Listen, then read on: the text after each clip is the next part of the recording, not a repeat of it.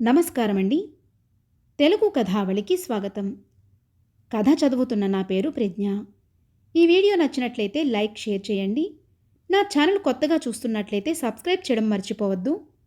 మరిన్ని మంచి కథలు అప్లోడ్ చేసినప్పుడు నోటిఫికేషన్స్ రావడానికి బెల్ ఐకాన్ క్లిక్ చేయండి. ఇంటి మీద ప్రేమ.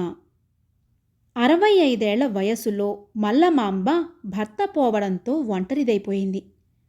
కొంతకాలం బంధువులు వస్తూ పోతూ సందడి చేయడంతో దిగులు అనిపించలేదు.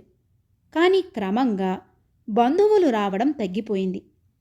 పట్నంలో వ్యాపారం చేసుకుంటున్న అల్లుడు, కూతురు కూడా రాకపోకలు తగ్గించారు.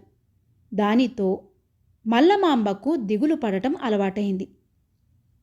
ఒకరోజు మధ్యాహ్నం మల్లమాంబ ఇంటి పనులు పూర్తి చేసుకుని భోజనం చేసి పెరట్లో ఉన్న రేగు చెట్టు కింద నులక మంచం, దానిమీద బొంత వేసి కునుకు తీస్తూ ఉండగా ఒక నెమలి చెట్టు మీద వాలబోయి మల్లమాంబ మీద పడింది. వెంటనే కళ్ళు తెరిచిన ఆవిడ నెమలిని పరిశీలనగా చూసి దాని కాలికి గాయమైందని, ఎవరో దాన్ని వేటాడటానికి ప్రయత్నించారని గ్రహించింది.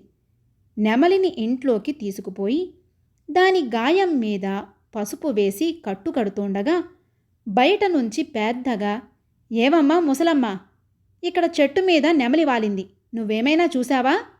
అంటూ ఒకడు కేక వేశాడు. "లేదు నాయనా, అయినా ఊళ్ళో నెమళ్ళు లేవు కదా, నీకు నెమలి కనబడటం ఏమిటి?" అంటూ మల్లమాంబ ఆశ్చర్యం నటించింది. మారు పలక్కుండా వాడు వెళ్ళిపోయాడు. ఆనాటి నుంచి మల్లమాంబ నెమలి కాలికి కట్టుకడుతూ వేళకు ఆహారం పెడుతూ జాగ్రత్తగా చూడటంతో అది క్రమంగా కోలుకుని అప్పుడప్పుడు పెరట్లో పురివిప్పి ఆడసాగింది. ఈ సంగతి ఆ నోట ఈ నోట విన్న ఆ ప్రాంతపు జమీందారు ఒకనాడు మల్లమాంబ ఇంటికి వచ్చి, "ఏం మల్లమాంబ, ఇన్నాళ్లుగా నాకు పెంపకానికి నెమలి దొరికింది కాదు. నీ దగ్గర మంచి పెంపుడు నెమలి ఉన్నదని తెలిసింది. దాన్ని నాకివ్వవు? నీకు 5 బంగారపు నాణాలు ఇస్తాను" అన్నాడు. జమీందారంతటి వాడు తన ఇంటికొచ్చాడని మల్లమాంబ ఏమీ తొడక్కుండా, "భలేవాడివయ్యా జమీందారు, నువ్వనే ఆ నెమలికి నేను తల్లిని. అది లేకపోతే నేనుండలేను, నే లేకపోతే అదుండలేదు, నిజం" అన్నది నెమలి తల నిమురుతూ. "అలాగా" అని అప్పటికి వెళ్ళిపోయిన జమీందారు 4 వారాల తరువాత మళ్ళీ వచ్చి, "చూడు మల్లమ్మవ్వ, నువ్వెప్పుడైనా బయట ఊరు వెళ్ళవలసి వస్తే అప్పుడు నెమలి ఆలనా పాలన చూసేదెవరు?" అని అడిగాడు.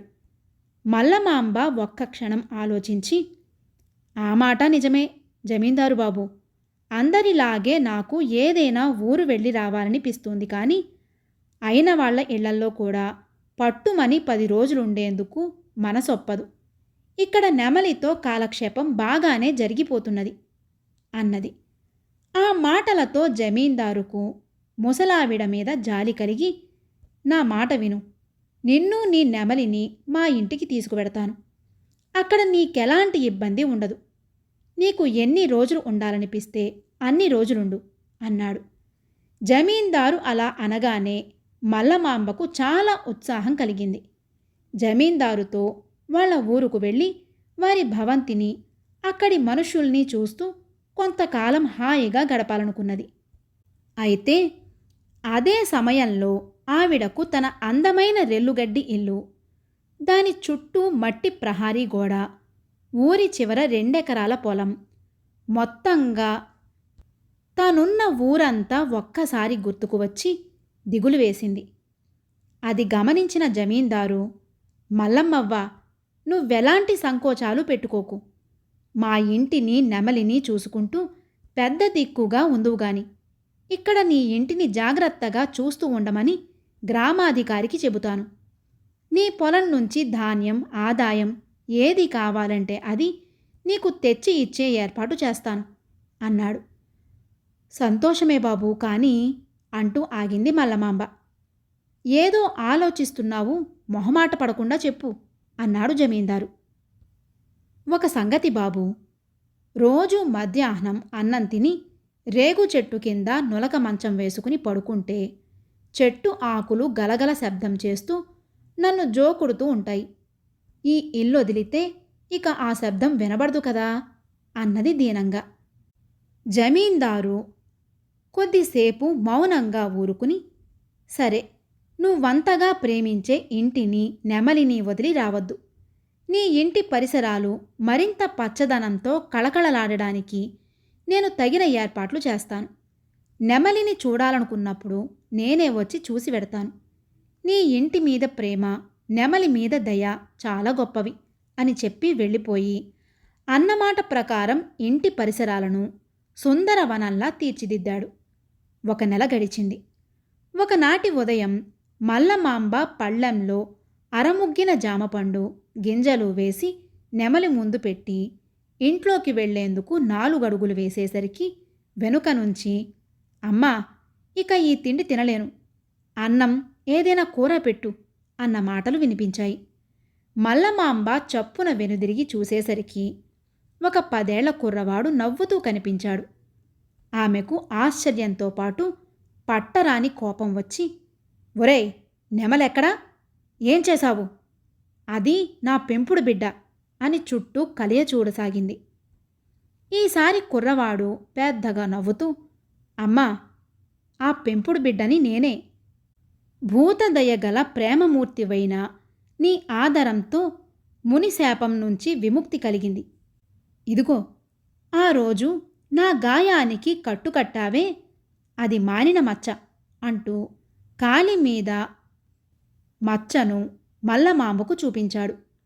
కాలిమీద మచ్చ మునిశాపం అన్న మాటలు వింటూనే మల్లమాంబకు కుర్రవాడు చెప్పేదాంట్లో నిజం ఉన్నట్లు తోచింది. ఆమె వాణ్ణి దగ్గరగా తీసుకుంటూ, ఏరా నెమలిబాబు, మునులు శాపాలివ్వగలరు, వరాలివ్వగలరని చిన్నప్పుడు మా మొత్తవ్వ చెప్పగా విన్నాను. ఇంతకీ ఆ ముని నీకెందుకు ఈ శాపం ఇచ్చాడు అని అడిగింది. అదంతా పెద్ద కథ అమ్మా. ఆకలిగా ఉంది, 4 మాటల్లో చెబుతాను. నా తల్లిదండ్రులెవరో నేనెరగను. ఊహ తెలిసినప్పటి నుంచి రామభూపాలయ్య అనే రైతు ఇంట పెరిగాను. ఊళ్ళో ఉన్న మరికొందరు కుర్రవాళ్లతో కలిసి యజమాని పశువుల్ని దగ్గరలో ఉన్న అడవి ప్రాంతాన మేపేవాడిని. అక్కడి చెట్ల మీద ఎన్నో రకాల పక్షులుండేవి. వాటిలో నెమళ్ళంటే నాకు చాలా ఇష్టం. ఒకదాన్ని పట్టుకుపోయి పెంచుకోవాలనుకుని ఉచ్చులు అవి వేసి ఎన్నో ప్రయత్నాలు చేశాను. ఒక్కటి పట్టుబడలేదు.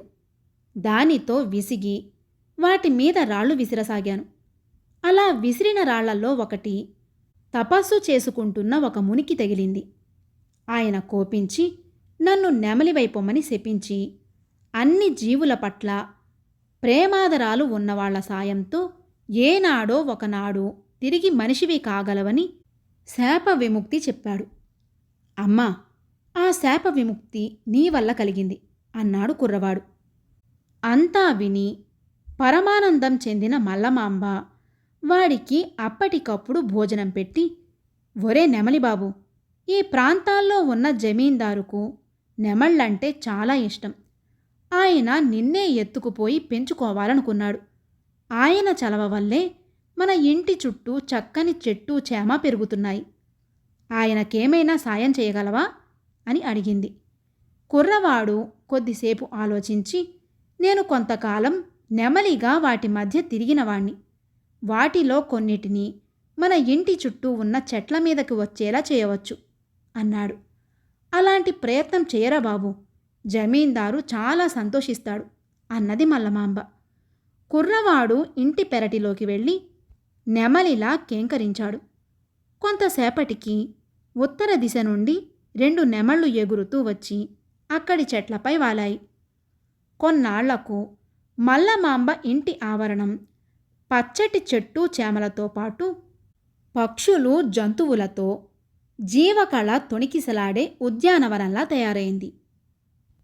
కథ సమాప్తం. మంత్రగాడి జీవితం. హరిపురం చిన్న పల్లెటూరు. అక్కడ వ్యవసాయం చేసేవారు, కులవృత్తుల్లో నిపుణులు ఉన్నారు. ఆయా పనులకు అవసరమైనవి పట్నంలో మాత్రమే లభిస్తాయి. అందుకని ప్రతి వారికి ఇంచుమించు పట్నం వెళ్ళే పని ఉండేది. హరిపురంలో తయారయ్యే అనేక వస్తువులకు పట్నంలో మంచి గిరాకీ ఉన్నది. అలాంటి హరిపురంలో సోమన్న ఒక్కడే పేదవాడని చెప్పవచ్చు. అతడికి పొలము లేదు, కులవృత్తి రాదు. నాలుగిళ్ళు తిరిగి తోట పని చేస్తాడు.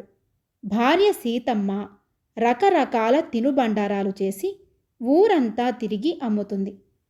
12 ఏళ్ల కూతురు రమ ఇంట్లో ఉండి వంట చేస్తూ 6 ఏళ్ల తమ్ముడు గణపతి ఆలనా పాలన చూస్తుంది. ఇలా ఉండగా ఆనందుడనే యోగి శిష్యగణంతో ఆ ఊరికి వచ్చాడు. ఆయన మంచి వక్త. ఆయన చెప్పేది వినడానికి ఊరి వారందరూ ఎగబడ్డారు. ఆనందుడు తన ఉపన్యాసంలో ఆరోగ్యం, సంతృప్తి మనిషికి సుఖ సంతోషాలనిస్తాయి. ఎవరి పనులు వారు చేసుకుంటూ ఇంట్లో వండిన పదార్థాలు మాత్రమే భుజిస్తూ ఉంటే ఆరోగ్యం చక్కగా ఉంటుంది అని చెప్పాడు. ఈ మాటలు ఊరి వాళ్లకు బాగా నచ్చాయి. అప్పట్నుంచి ఎవరింటి తోట పని వారు చేసుకుంటున్నారు. ఎవరికి కావలసింది వారు ఇంట్లోనే వండుకుని తింటున్నారు. సోమన్నకు, సీతమ్మకు ఆదాయం పోయి పస్తులుండే పరిస్థితి ఏర్పడింది.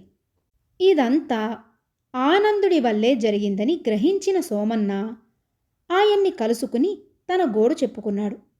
ఆయన అతడి వంక అదోలా చూసి, ఈ ఊళ్ళో నా మాటలు విని ఎందరో బాగుపడ్డారు. నీకొక్కడికే చెడు జరిగింది. తప్పు నీదంటావా నాదంటావా అని అడిగాడు. స్వామి, ఇది తప్పొప్పుల గురించి ఆలోచించే సమయం కాదు. నేను నా భార్య బిడ్డలు ఆకలితో మలమలా మాడిపోతున్నాం. అందుకు కారణం మీరే కాబట్టి మా అందరి ఆకలి తీర్చే ఉపాయం మీరే చెప్పాలి అన్నాడు సోమన్న దీనంగా.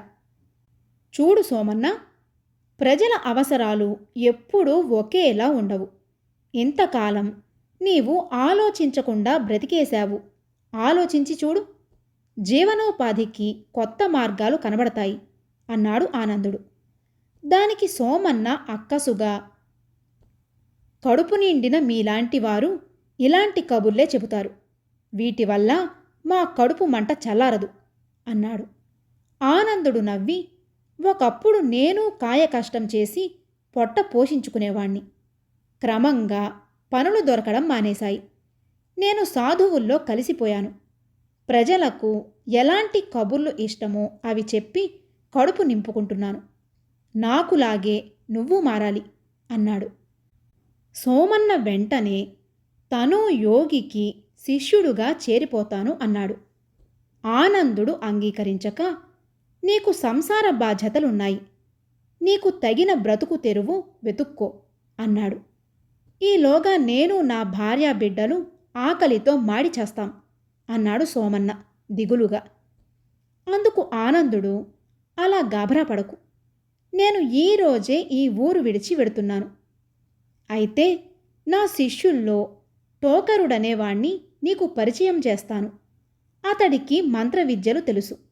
నీకు ఏదో ఒక బ్రతుకు తెరువు దొరికేదాకా మీ అందరికీ ఆకలి బాధ లేకుండా సాయపడతాడు అన్నాడు. సోమన్న సరేననగానే ఆనందుడు టోకరుణ్ణి పిలిచాడు. టోకరుడు 7 అడుగుల పొడవు, అంతకు తగ్గ లావు ఉన్నాడు. జుట్టు జడలు కట్టి ఉన్నది. ఎర్రటి కళ్ళు, కిందకు వాలిన పొడవాటి మీసాలు, జీబురుగడ్డం, భుజాన్నుంచి పాదాల దాకా అంగి. అతడు మాంత్రికుడని చూడగానే అనిపిస్తుంది. ఆనందుడు టోకరుడి భుజం తట్టి, నేనీ ఊరు విడిచిపెడుతున్నాను. ఇతడి పేరు సోమన్న. నీవు వారం రోజులు ఇతడి కుటుంబానికి సేవ చెయ్యాలి. వారికి ఆకలి బాధ లేకుండా చూసుకో. తరువాత నీ మంత్రశక్తితో నేనున్న చోటుకురా అన్నాడు. టోకరుడు గురువుకు నమస్కరించి సోమన్న వెంట బయలుదేరాడు. వాళ్ళు ఇల్లు చేరేసరికి సీతమ్మ పిల్లలు సోమన్న తినడానికి ఏమైనా తెచ్చాడేమోనని ఆతృతగా ఎదురొచ్చారు. టోకరుడు వాళ్లతో, మీరంతా కళ్ళు మూసుకుని ఎవరికి ఏమేమి తినాలని ఉన్నదో చెప్పి కళ్ళు తెరవండి అన్నాడు.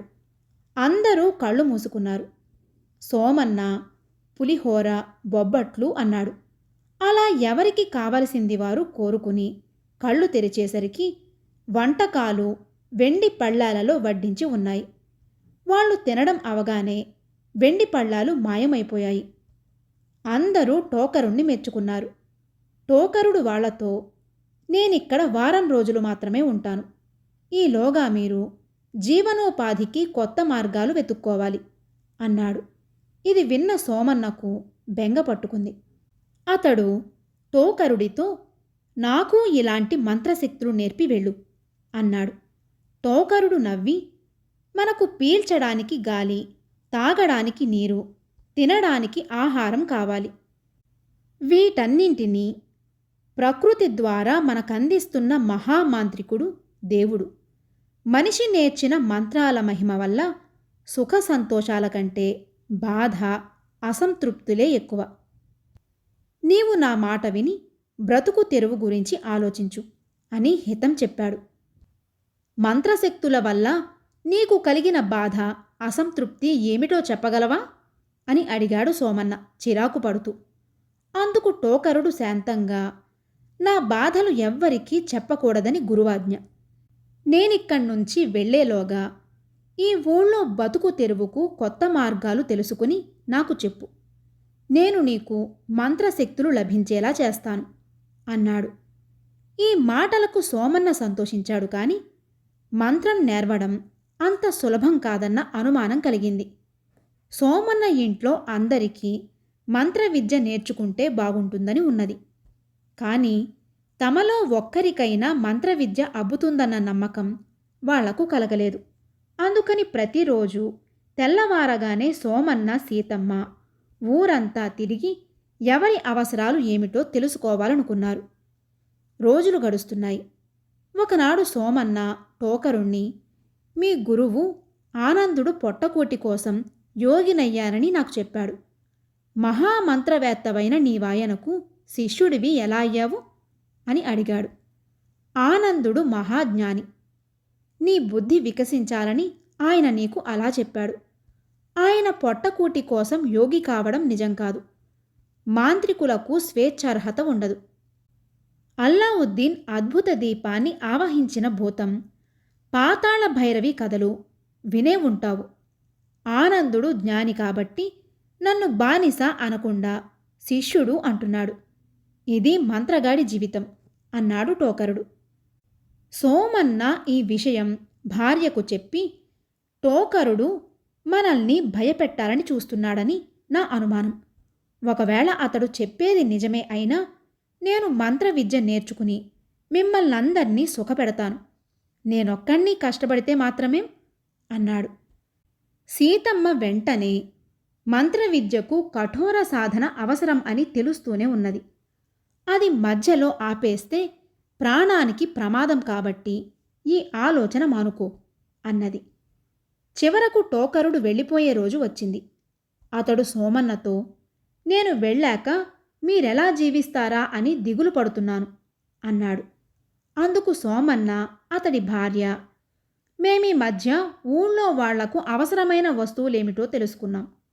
వాటిని పట్నం నుంచి తెచ్చి ఇక్కడ వాళ్లకు అమ్మి, అలాగే ఇక్కడ తయారయ్యే వాటిని పట్నంలో అమ్మి సుఖంగా బ్రతకగలం.